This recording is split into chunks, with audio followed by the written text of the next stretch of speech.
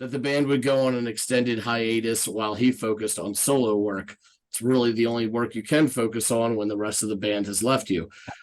In 2018.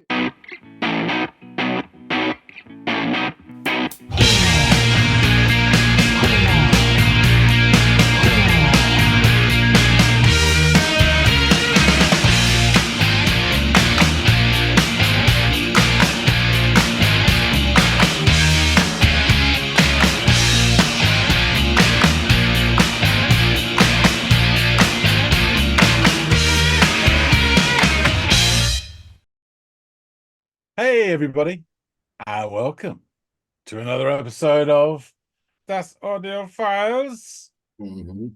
My name's John. His name is Andy. Oh, show me round your snow-peaked mountains way down south. Take me to your daddy's farm. Let me hear your balalaikas ringing out. Come and keep your comrade warm. More on that later. But first, we have some music to listen to. Andy, what box of delights have you got for us today? Well, I'm back from the USSR, and I Don't tell thought everybody. I wanted to give you a band. Actually, a band I would think you're probably familiar with, given where they're from. But this is a band called Razorlight. Mm-hmm. Okay, so you are familiar with them.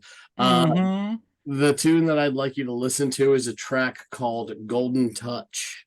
Does it ring a bell? It doesn't. I have a very faint familiarity with Razorlight, one track in particular, that I often get the name of that wrong. So I don't think I've heard this. Okay. Well, this Okay. is off their debut album, but this is a live performance some 17 years later in 2021. So Okay. give this a look and a listen, and let me know what you think of the tune and the performance. Will do, comrade. All right. All right.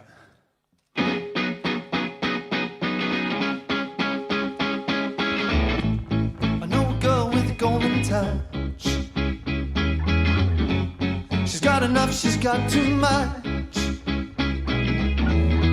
But I know you wouldn't mind. You could have it all if you wanted. You could have it all if it matters so much. I've heard this song before. Um, just fleetingly, it's really, I don't know it, but that line, you could have it all, you could have it all if you want it so much, that rings a bell. Okay, the guitars like sound like a cousin of 10:15 Saturday Night by The Cure. Okay, let's see how it goes. But then all they know is how to put you down when you're there. Your friend, oh, then when you're not around, they say, oh, she's changed. All we know what that means. Well, it means they're just jealous. They'll never do the things that they wish that they could do so well.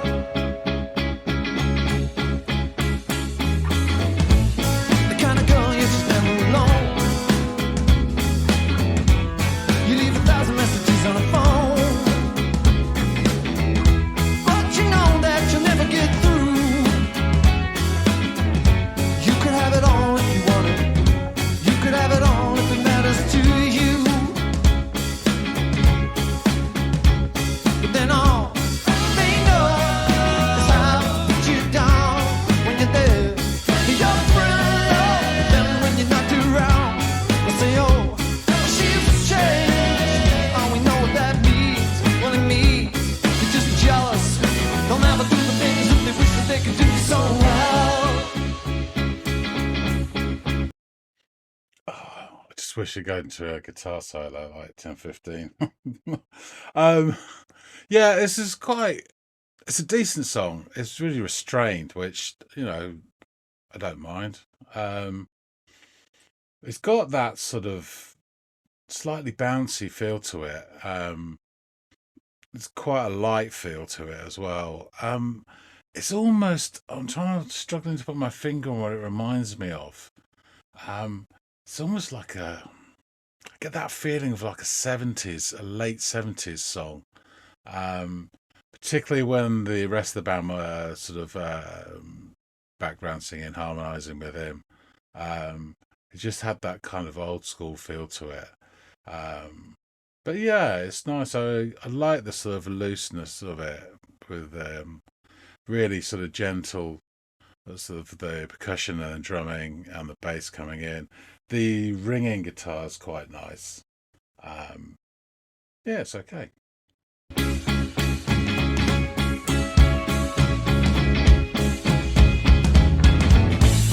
Someone go with your warm touch. Give them a taste, not too much. I just can't listen to the words of fools. So don't give away too much. Someone who needs your golden touch. Because all they know is how to put you down when you're dead. You're thrill, but when you're not around, they say, oh, she has changed. Well, I know what that means. What I need is just a jealous shot. They'll never do the things that they wish that they could do so well. Killer, 'cause all they know is how to put you down when you're dead. When you're not around, they say, oh, she has changed. Well, I know what that means. What I need is just jealous. They'll never do the things that they wish that they could do so well. Now they'll never do the things that they wish that they could do so well. Just tell them. Now they'll never do the things that they wish that they could do so well. Get through. I've never seen them do the things that you do and I do so well.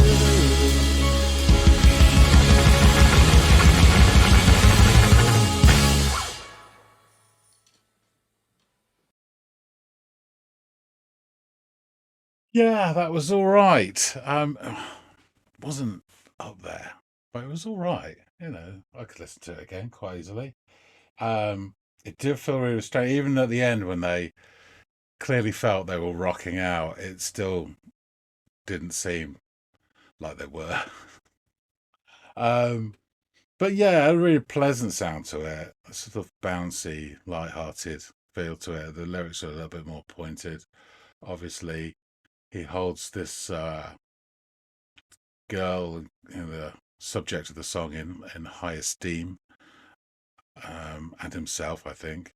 And there's all these people bitching about her behind her back. I think it's as simple as that, really. And they're just jealous.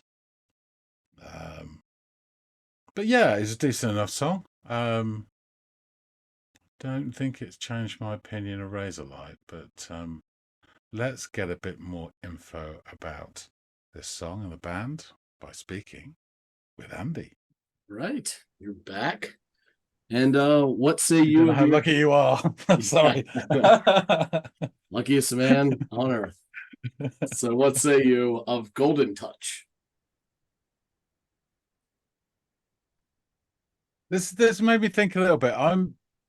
I guess I'm undecided about Razorlight, and undecided to a certain extent about this song. So I'll tell you what I know about Razorlight. Mid-noughties. I'm trying to think where I was when I heard this, and I think I remember what sort of job I was in. So, early to mid-noughties, I'm saying. What I know of Razorlight, they were the darlings for a while, and then they sort of drifted away. Johnny Burrell had quite the rep at a point for being an arsehole. And they got connection, him in particular, to Libertines and all that sort of Dalston wankers stuff. But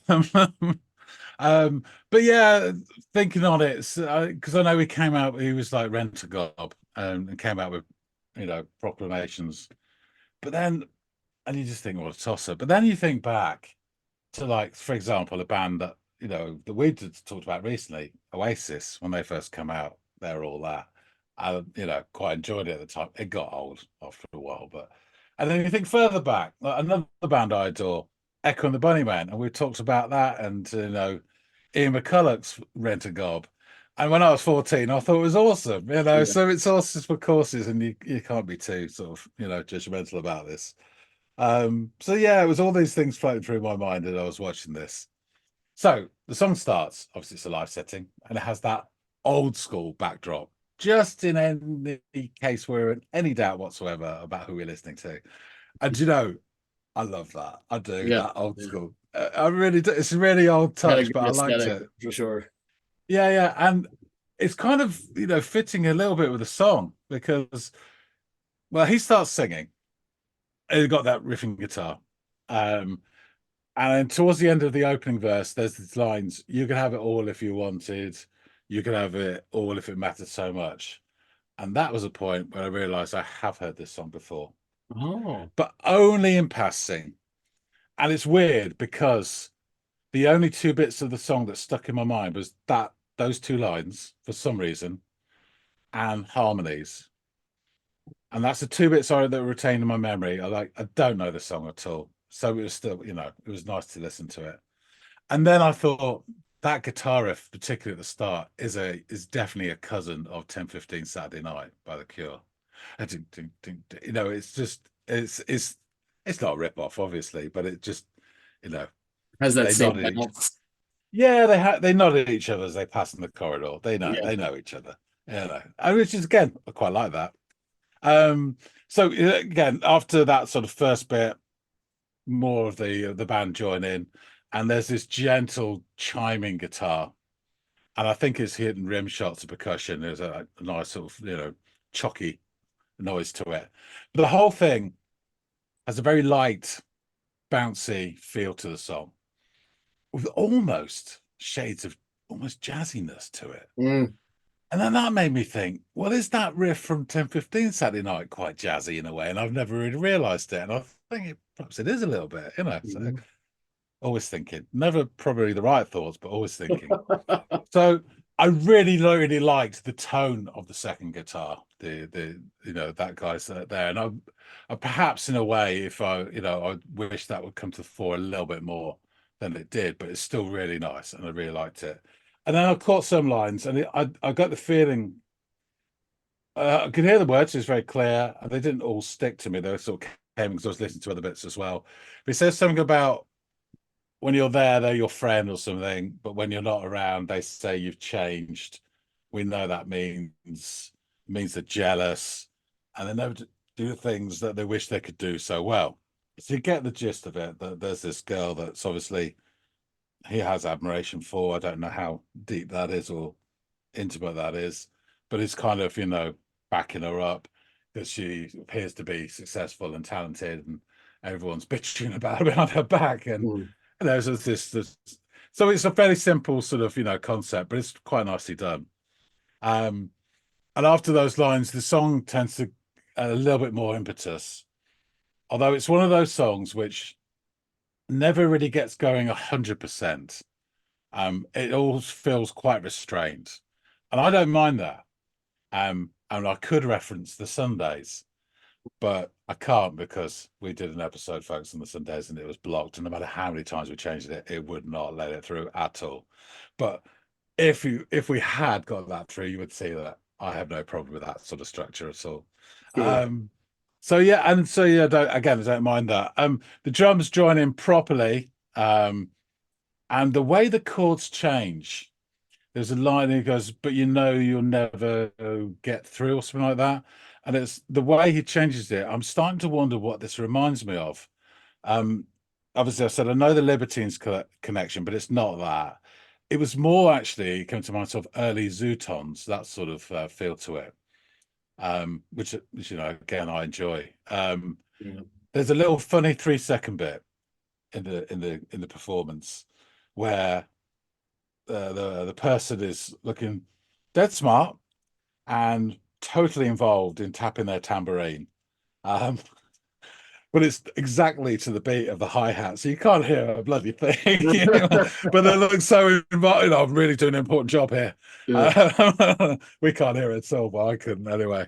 I just enjoyed little bits like that. And there was like a half-assed little bit where the set guitarist almost starts to do with a little bit of a solo, but it's like a 4-second phrase and then goes into it.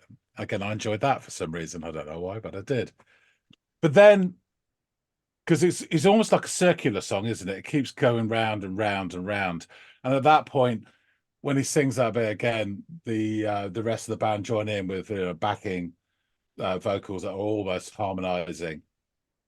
I really like this, and that's what I kind of remember. And in my memory, actually, there was a lot more of this, so clearly my memory is wrong and unreliable, which is fair enough. But I really like that. But it had that feeling at that point, and with the chord changes, of a kind of late 70s kind of song, especially with the really nice light, loose touch to it. So which I thought was really interesting, given where they were and what they were portrayed as. Yeah, as I say, I think the lyrics are repeated quite a bit. There's a sort of an attempt to ramp it up towards the song towards the end. But the drummer aside, they don't really rock out as much as they think they are doing in their mind, I think. But he gives it a bit of welly, but they're not, he's doing all this and there's not that sort of volume or, frantic nature to the guitars at all, really. I mean, a bit, but it's fine. I mean, I'm not bothered either way. I thought it was a really decent song. It was quite interesting. I could definitely listen to it again. It's really catchy. And it's in a kind of, I struggle the word to describe it. I don't want to say lightweight because that sounds like an insult. I don't want to insult it. It was a decent song, but it was quite light touch to it. And there's plenty of songs that I enjoy like that. And interestingly, that was the appeal of the other song, which I remember theirs, which is actually called Somewhere Else. And again, that's one that's got like, orchestration to it. And there's not a lot to the song, really, just all these swirling bits. But I think the appeal at the time was it was very different to all the rest of the contemporary stuff that other bands like them were kicking out at that point. So it sounded different and was interesting. So yeah, I was still undecided about Razorlight. I remember I listened to the album at the time, so I must have listened to this, and it didn't really sink in with me. So I guess it's another one of those where I'm going to have to go back and listen to it again, and reassess my sit in the corner and think about what I've done. I also enjoyed his Jesse Eisenberg impersonation. I thought that was really good. So yeah, overall it was a decent song and I did enjoy it. Good, man. I'm glad you liked it. Performance is kind of fun. Definitely liked the backdrop and the I forgot to say, sorry, live performance wise, perfect. Absolutely perfect. Yeah. It was fun. It was really fun. good. Yeah, so a little bit about the band. They're an English indie rock band. Obviously, you knew that. They formed in 2002 in London. They were formed by lead singer and guitarist Johnny Burrell. And along with Burrell, the current lineup of the band is composed of founding members Bjorn Agren on guitar, bassist Carl Delemo, as well as drummer Andy Burrows. Now, there's been a lot of turnover in the band, but they are back to the original lineup, so far as I know. They released 3 studio albums before splitting up in 2014, and the band reformed in 2017 and released the album Olympus Sleeping in 2018. They are best known for the singles Golden Touch, In the Morning, and America, the latter of which was a #1 single on the UK singles chart in 2006. The band released their debut album, of which this is part of. It was called Up All Night, and it was released on June 28th, 2004, reaching #3 in the UK albums charts. And the critical reception was generally positive, receiving good reviews from NME, Q Magazine, and Billboard. Drummer Sheehan Smith Pancorvo left the band in April and was replaced by Andy Burrows the following month. So I guess Burrows would be the one member who wasn't truly an original member, but has been with him for a really long time before the whole hiatus thing. So the band is not without its share of controversies, as you kind of alluded to, with their kind of asshole reputation. In July 2005, the band performed at Hyde Park, London, as part of the Live 8 series of concerts. However, the band came under fire for being the only band to not donate their extra revenue to charity. The band subsequently claimed that due to their fledgling status, they were unable to make such a commitment. That's not a good look. That's not a good look, especially when you're the only one. You're the only one. Yes. And the whole idea of this performance and series is like to generate, donations and funds. It's like, should probably lead by example.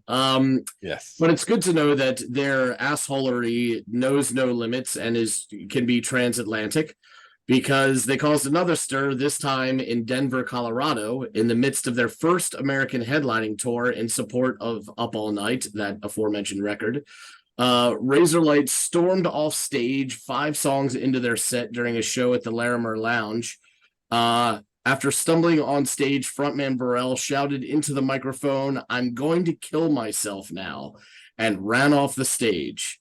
The band's official statement stated that he was suffering from stage fright and being an asshole. In 2009, Burroughs left the band, and just 2 years later, Agron and Dilemma would follow suit.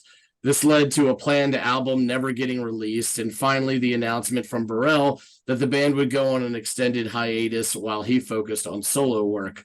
It's really the only work you can focus on when the rest of the band has left you. In 2018, he announced the band would be releasing a new album with a brand new lineup, and they did. But by 2021, the new lineup had disbanded, so he had gone through a second band. But silver lining, the original band rejoined him. So Tim Johns of NME gave Up All Night high praise for Johnny Burrell's sharp street poetry and the band's instrumentation for giving Burrell the right amount of strength and control to sing them, saying, "For all its flaws, Up All Night bristles with passion, energy, and most importantly, amazing songs." Rob Sheffield of Rolling Stone praised Burrell for backing up his bravado with tracks that exude tight lyrics and optimism, saying that Up All Night is a brilliant mod explosion of scruffy pub punk in the mode of his friends, the Libertines, as you alluded to earlier. Dorian Linsky just sounds like a great novelist. Dorian Linsky of The Guardian said the album's various influence-filled tracks get by on Burrell being able to deliver them with gusto and conviction, concluding that originality may not be Razorlight's strong point, but Burrell's raw charisma carries the day. And Richard Banks of BBC praised the band's commitment to delivering upbeat 3-chord punk tracks while still being able to make it wholly original, concluding that with a debut this good, Razorlight are a band that deserve to do very, very well. And we're going to jump into these lyrics. "I know a girl with a golden touch. She's got enough. She's got too much. But I know you wouldn't mind. You could have it all if you wanted. You could have it all if it mattered so much. But then all they know is how to put you down. When you're there, they're your friend. But then when you're not around, they say, oh, she's changed. You know what they mean. Well, they're mean. They're just jealous because they never do things they wish they could do so well. The kind of girl, yeah, she's never alone. You leave 1,000 messages on her phone, but you know you never get through. You could have it if you wanted, yeah. You could have it all if it matters to you. But then they know it's how to put you down. When you're there, they're your friend. Oh, when you're not around, they say, oh, she's changed. Oh, we know what that means. Well, it means they're just jealous. But they'll never do the things they wish that they could do so well. I saw my girl with a golden touch. Give them a taste, but not too much. I just can't listen to the words of fools, but don't give away too much. Someone will or someone will need your golden touch, because all they know is how to put you down. When you're there, they're your friend. Oh, then when you're not around, they say, oh, what, she's changed? Yeah, we know what that means. Well, it means they're just jealous. They'll never do the things that they wish that they could do so well, because all they know is how to put you down. When you're there, you're their friend. Oh, when you're not around, they say, oh, what, she's changed? Oh, we know what that means. Well, it means that they're just jealous. They'll never do the things that they wish that they could do so well, No, they'll never do the things that they wish they could do so well. I'm just telling you, they'll never do the things that they wish that they could do so well. Getting through, no, they never do the things that they wish that they could do so well. And apparently, what the song was inspired by a woman named Mairead Nash, who is part of a DJ duo Queens of Noise, as well as an MTV2 host who dated Burrell. And apparently, according to her, she still gets thrills when she hears the song Johnny Burrell penned for her. She said, "Johnny and I have been friends for years. He was one of the first people I met when I came to London. The song is about people saying they liked me, then slagging me off behind my back. That happened a lot, and he didn't like it, so he wrote a song about it." So there you go. It was kind of exactly what you said, but you just didn't know who it was about, I suppose. I've never heard of this woman before in my entire life, and I never knew what this song is about. This is one of those songs that I just liked it when I heard it, and that was kind of the beginning and end of it for me. You know what I mean? That's all I needed to know. I downloaded it, and I've enjoyed it several times, but never did any research. So it's kind of fun to learn that this is about an actual woman that he knew, and despite there being clear evidence that the man can be an asshole, he could also stand up for someone if they matter to him. So I guess there's some amount of decency to the guy. It's nice to have a song like that, actually, which is about someone where he's standing up for them, but it's not particularly because I'm going to get laid at the end of this or whatever, you know. I think that's quite cool. Yeah, it is, and it's sweet, and like she said, she's going to have this forever, and she'll always be chuffed to hear it when she does. So yeah, that's cute. So yeah, that's that. Thank you for giving a listen, John. I really do appreciate your time. Can I just interject one thing? I didn't follow Razorlight, but I do remember when his solo album came out, there was a bit of a hoo-ha. Are you aware of this? No, I didn't listen to his solo stuff. In fact, I didn't even know that they went through all this turmoil. Well, they broke up, got back together, solo stuff was done. I think the guy you mentioned, Burroughs, they had a massive falling out, and they were the drummer, each right? other off. But yeah, so he did his solo stuff, I think, before they broke up, and there was a big hoo-ha about his new solo album. And it went down so bad. So it was so bad that his own record label trolled him by doing a press release saying it's only sold 600 copies in the first week of release. I mean, his own record. I mean, who do you need to piss off? For your own record label who's invested time and money into the record to then troll you. Well, so yeah, I mean, indicative of like, again, his personality probably even rubbed his own label the wrong way during this whole process. And so, like, wow. Yeah, they're probably thinking, I know this is our company, but I'd love this to shit tag. And then there you have it. That's exactly what went down. Oh my God, that's so funny. Well, pride comes before the fall and all that. So, I'm sure he's a lot older and wiser now. Oh, and I'm sure he's at least older. And maybe he has had some humble pie. People do grow up, don't they? Yeah. I mean, especially they did get a fair amount of success, like pretty, from that first album, I remember at the time. So it turns people's heads. We've seen it many, many times before that some people suddenly become absolute dickheads overnight. Yeah, absolutely. Well, it's it's a lot to take in. But yeah, thank you so much for giving this a listen, guys out there in the listening audience. Let us know what you thought of Razorlight and this performance of Golden Touch. If you're familiar with their stuff, other songs that we should check out, maybe other acts that they kind of remind you of, or were there contemporaries that we haven't given a listen to yet. We're always looking for recommendations for our Friday shows, and just songs just to listen to in general, to be honest. So please feel free to use the comments field to share and opine. It is there for a reason. Also, if you haven't yet, please think about subscribing, giving this video a like, and joining us on the ride here at the Audiophiles. We've got well over 200 videos of back catalog stuff you can go through. Feel free to like that too. Share it if you'd be so inclined. All that out of the way, John and I will hopefully see all y'all in growing numbers on the next episode of the Audiophiles. See you later, guys.